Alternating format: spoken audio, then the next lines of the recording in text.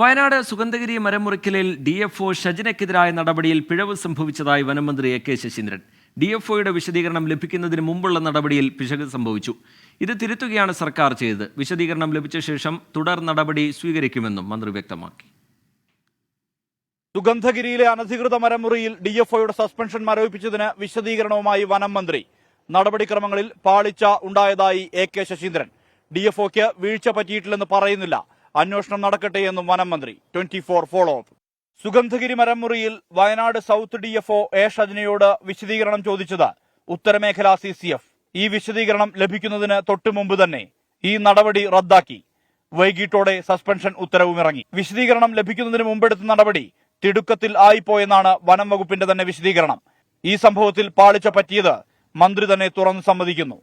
സുഗന്ധഗിരിയിലെ മനമുറിയെ സംബന്ധിച്ച വിവരം കിട്ടിയപ്പോൾ സാധാരണ നിലയിലുള്ള അന്വേഷണം നടന്നു. ആ അന്വേഷണം സംബന്ധിച്ച റിപ്പോർട്ട് ഗവൺമെൻറ്റിൻ്റെ ശ്രദ്ധയിൽപ്പെട്ടു. നമുക്കൊരു സ്പെഷ്യൽ ടീമിനെ വെച്ച് അന്വേഷിക്കാമെന്ന് തീരുമാനിച്ചു. അങ്ങനെ ഒരു സ്പെഷ്യൽ ടീമിനെ വെച്ച് അന്വേഷിച്ചു. അവരൊരു റിപ്പോർട്ട് നൽകി. നിയമപരമായ ഒരു പിശക് സംഭവിച്ചു. DFOവിനോട് വിശദീകരണം ചോദിച്ചതിന് ശേഷം നടപടിയെന്നാണ്. പക്ഷേ വിശദീകരണം ചോദിക്കാതെ നടപടി സ്വീകരിച്ചു എന്ന ഒരു പിശക് അവിടെ ഉണ്ടായിട്ടുണ്ട്.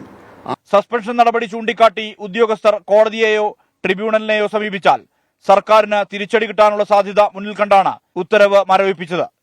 ഉദ്യോഗസ്ഥർക്ക് വിശദീകരിക്കാനുള്ള സാഹചര്യമുണ്ടെന്നും മന്ത്രി പറഞ്ഞു. ഇത് ലഭിക്കുന്ന മുറയ്ക്ക് തുടർ നടപടികൾ ഉണ്ടാകൂ. സസ്പെൻഷൻ ഉത്തരവ് മരവിപ്പിച്ചതിന് പിന്നിൽ മറ്റ് ഇടപെടലുകൾ ഇല്ലെന്നും മന്ത്രി. DFO A ഷജിനയ്ക്കൊപ്പം flying squad deputy range officer Beerankutty എന്നിവരെ സസ്പെൻഡ് ചെയ്ത നടപടിയും മരവിപ്പിച്ചിട്ടുണ്ട്. 24 വയനാട്.